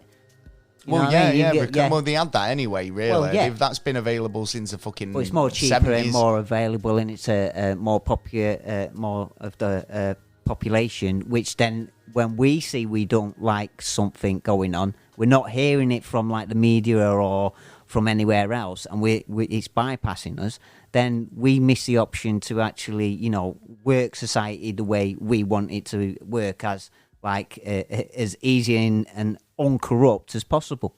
Well, that's the dream, innit? Yeah, it is the dream, but these cunts who are in charge, shall we? Nah, I'll keep my power, thank you. Well, that's why it's we don't want to turn into a dictatorship or a dynasty. Do you know what I mean? Where you've got one person in charge, and he's the gaffer, and that's it. Yeah. Do you know what I mean? Yeah. I think we've got enough people like that, and they seem to be the problem on the planet. Exactly. Yeah, when you look at the people who are making waves, it's the people who have been in power for a long time. All the rich have made double. Anyway, it's just in and out. Moving on, we've got some NASA news. Yeah? Yeah, I've got one more, but... Oh, go on, what? Very, very quick. The BMJ, which is the British Medical Journal, has asked for all the data for COVID, because no one's letting any of the COVID data out, and it's about time that if we understood it, then we can stand by it. Yeah, but they do let it out. I mean, they've said they're stopping now because they don't. The US have basically said they're not going to be releasing any more COVID data on a daily basis. The medical data, as in what is it, how's it been transmitted, how do we deal with it, what have we been using, what has been our effects, Yeah, but we should know that now after 2 years. Yeah, but they're still not letting all that information out. That has all been locked away and not been let out yet. Now, as soon as that gets let out, then we will find out the truth on how bad it was supposed to be, or would have been, if they didn't do certain effects. But basically, the doctors are asking, right, well, we want to know the information. Give us the information, so we might actually have an idea to help you along the way. You know what I mean? Well, instead of keeping I would have yourself. thought that was just knowledge that was getting accrued as and when it was happening. Yeah, no. So what is it? I mean, hardly any of the information's been let out about it. Well, I don't know about that, so I'll take your word for it. British Medical Journal, that's what they've asked for. And they do all datas on, information and stuff like that, on terms and stuff like that. All right, fair enough. So we've got some NASA news. We have. What have you got today? The sun has basically been sending out some powerful flares into space. medium-sized energy burps. Yeah. So that's how they describe them over at NASA. Basically, it's a solar flare, isn't it? We were talking about these the other week, and you know, whether they could kind of cause us problems. Coming out of its cycle, though, it's 11-year cycle of being quiet, but it's. Oh, so do you think these could just get worse from now on? Oh yeah. This is just like I've got a guy who I watch every day who actually shows images of the sun and gives me all the data on what's. Is it the SDO? Yes. So the SDO, So and several other missions keep an eye on space weather, meaning activity from the sun. Flares are often accompanied by control mass ejections or corona mass ejections. Sorry, they're quite beautiful because obviously they create auroras here on Earth. But can also be pretty devastating in terms of electrical impact over here on Earth as well. Worse would be to hit us and like basically destroy the crust. Nice. That's the worst. That's one way to get to the mantle, isn't it? Well, yeah. That's true. That's been they've been kicking up a bit. Medium-sized burps. Yeah, it's a bit hit and miss at the minute, but we're all right at the moment. Right. Yeah. Well, have you heard about Elon Musk doing this brain computer? It looks like he's bringing forth. Oh, he's quantum computer. Well, no. Well, I noticed he did actually put out a statement or something the other day, or say it's finally here, a big quantum computer. Yeah, no, he's developing electrodes and computer chips to be put into a human brain to control certain, maybe tics that they've got or something, and that actually. If it's for if it's a medical purpose to aid somebody like first, that respect. No, because that's it, isn't it? Because then it's like, well, we can do it. Yeah. We can put. Why a chip not in, everyone do it? So then it cuts the short list, doesn't it? Yeah, but this is the thing about there was I seen a thing where a guy's got one of these RDF chips with his COVID passport on it, right? And all it does is he swipes his phone on it, and it brings up a PDF on his phone to say I'm COVID vaccinated, right? Yeah. Well, just put that on your phone. Why did you need a grain of rice chip put into your hand for any reason? Do you know what I mean? And it just boggles my head. I mean, when you start going into augmentations and bits of tech to self-abuse, it is kind of, but it creates so many problems in terms of societal and we've talked about this on a few occasions anyway, haven't we? But the idea of computer chips in your brain, just because you can do it doesn't mean you should. Yeah. I mean, at the end of the day, I know hearing aids would make me hear better. Yeah. Right. I've got good hearing, but having a hearing aid would make me be able to hear miles. Yeah. Potentially, but doesn't mean I need one. No. And I think these technologies are great if it helps you. If you need it, and it helps you do something that everyone else takes for granted. Yeah. Then that's perfectly fine. Yeah. But no issue. Just augmenting yourself just for the sake of it. And there is a list of people out there. It is bizarre. And then, like you say, as upgrades come out, I mean, what if you couldn't afford the next upgrade? Yeah. Or are you then lesser specimen than the next guy who's able to afford the top of the range upgrades? Especially if yours runs out at a certain time. Yeah. And you're used to it, and your body might not be able to cope afterwards. I don't want to be going in for procedures every 5 minutes to get a new eye or whatever. It'd be first like that, but then it'd be like, right, stand in this machine, clock. Bang! He's gonna open you up and then throw it in there, give you a little stimulus. In fact, it's funny actually, because if you've been watching the Boba Fett series, there was a scene in this week's episode about sort of human augmentations and sort of hybrid, machine slash organic. Yeah. And the way it was kind of portrayed, it was kind of like cyberpunk, And I can see that happening in the future. People, paying a lot of money for upgrades, bionic eyes, bionic legs, that type of stuff. Yeah. is it here already, and it's just kind of coming in? It's the start of it, isn't it? Yeah, definitely the start of it. But now it's the time for us to take control of it and make sure it's not abused. Yeah, make sure it goes in the right area and it's going the right way instead of corporations abusing it just to get a bit of credit in the back pocket. Okay. So did you hear about there was a massive dust storm on Mars? Oh, right. Another one? Yeah, well, it meant that the InSight Mars lander obviously had to shut down because obviously it couldn't operate, and it relies heavily on solar panel power. Had a problem last time. And basically it was a Mars quake that paused the mission because it kicked up all this dust and basically created a situation where it had to go into safe mode. But after this dust storm has basically subsided, the solar-powered InSight lander has come back online. So it had enough solar space to recharge itself. Yeah, I mean, obviously it probably took a bit of time afterwards. It might have had a rechargeable one. But yeah, it was designed to study the interior of Mars, but it entered its safe mode to save power on January the 7th, and then went back into normal mode, normal operations on the 19th of January. The mission was said, it basically came up on Twitter as a bit of an update. So there you go. Hey, other space news. Well, have you heard about Space Force? Space Force, America. Everywhere. Fuck yeah. Well, they've just launched a new satellite, which is a part of it's called an SDA, which is Space Domain Awareness. So there's 2 more today have just been taken off.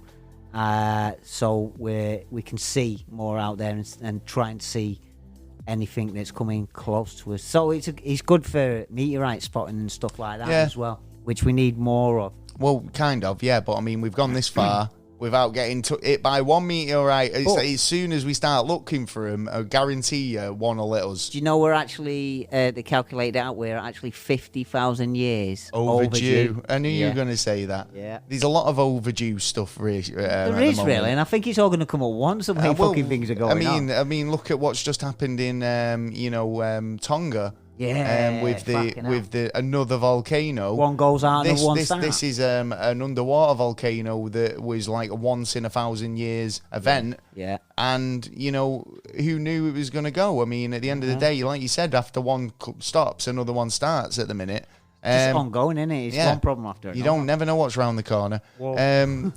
They'll. Talking about you never know what's going to be around the corner. SpaceX delays their Dragon cargo ship departure. Oh, right. Oh, there must be a reason for that. Weather conditions due to splashdown weather. See. So it was going to launch on the... When was it going to launch? It was going to launch on the other day. I'm going to think, but now it's going to launch on the 23rd, Generally which is about Sunday. Fridays, isn't it? Yeah. So it's now due to be launched on Sunday, so and you can check it out on the internet if you're interested in watching the launch. It's estimated at 10:40 a.m. Sweet. So there you go. Well, 2022 could be the turning point in the study for UFOs, as scientists and government authorities are delving more into it because of the 2001 where a lot of people had reported and videoed on their smartphone and satellite images of a lot of activity in the air. So that's good. That's what I wanted to hear. As soon as like when we were on shutdown, get your head in the sky. Yeah, have a look at looking about. Just have a little look about. The thing is, though, I mean, there's always been plenty of evidence. I mean, people but just more don't generally, and more people are asking the question because... Yeah, but we have these spates of it, and I mean, it is getting more accepted, but when there's more evidence to suggest that is actually the case, the governments can't deny it anymore. I think, I do believe that we are getting close to some sort of I don't know if they're going to tell us about but I think maybe not. But I mean, at the end of the day, you can't argue if it comes knocking at your door. That's true. Do you know what I mean? It's like that they can't turn around and say no. It was we don't know anything. It's yes. Look at this. Yeah, exactly. When it's there and it's undeniable proof. So you know. Well, that's it. Let's just hope it carries on its pace and Summit doesn't interrupt it. Yeah, maybe. Let's see what happens in the next coming months. If that time traveler's predictions were true that we talked about last week, he said that we're going to come face to face with aliens this year. Yeah, from the ground and from above, was it? From somewhere, from underground. From underground at first, and what was it? Something about war and then. Well, that makes sense if you're listening to tonight's episode. Well, if you've stuck to this far in the show, well done. Well done indeed. This is the end of the show. It is. If you want to get in touch and have any questions or comments or suggestions, please do. You can email us at neverstraightanswer@gmail.com, on Twitter at NASA_never, on Instagram at neverstraightanswer. And we're available on all podcast platforms, no matter where you get your podcast. Oh, yeah. We are there. Just give us a search, Never a Straight Answer, and you will find us. Indeed. Make sure you subscribe. Yeah. And we're also available on YouTube. Yeah. So get over there, subscribe, ring the bell. Might even see our gorgeous faces. Notification icons, all that ridiculous jazz. Yes. Thumbs up. thumbs up. And, leave us a comment on all that stuff on there. And don't forget, the most important thing to do is spread the word. Spread the word. Tell everybody if they're interested in aliens and anything that's a bit weird and out there. Mysteries, ghosts, spirits. We cover a bit of everything. And like I say, we've got some really interesting guests coming up on the show. If you'd like to be a guest on the show, make sure you get in touch with us and we can maybe work some out. Yeah. Yep. If you can find out everything you want to find out about us, if you want to go over to the website at neverastraightanswer.co.uk, where we've got downloadable content, podcast episodes, videos, blogs, and much, much more. What more can I say? Yeah, buys a coffee. I'm going to lose my voice again. You are. I could feel it all the way through the episode. It was getting me frustrated, but I do apologise, and I'm trying to aim to have an inch of professionalism. Well, we'll have to get you some sweeties. I'll get some lozenges for next week. It. I think I'll be all right for next week. Yeah. To be honest. You hope. We get 2 weeks. I've had 2 weeks of just lurgy. Yeah. So, it's about time. Yeah, you're going to pass it on now. It's already passed. Well, Can't do now about it now, can I? No. Anyway, I'm only joking. Right, well, that's the end of the show. It is. I've been Gaz. I've been Taylor. We've been the Never a Straight Answer podcast. We'll catch you next week for another episode. Peace. It's all right. Yeah, bit of a frog in my throat. Fair enough. It's got a pube in mine. Oh, yeah.